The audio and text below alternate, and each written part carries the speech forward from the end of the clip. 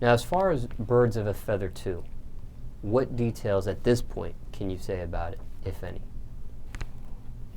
We can't get a story. Nah, we can't get a story. Nah, we can't get that one away yet. We ain't got too many details. We just know it's gonna top the first one. So Yeah, it's gonna be a classic. I think that Birds of a Feather 1 was like a tutorial for young producers.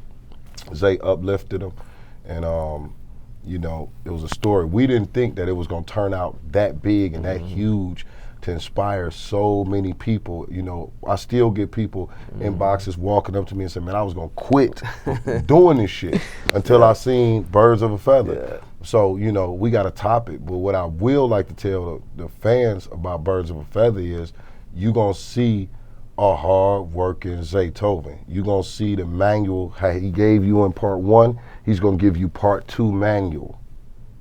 So you will know that, you know.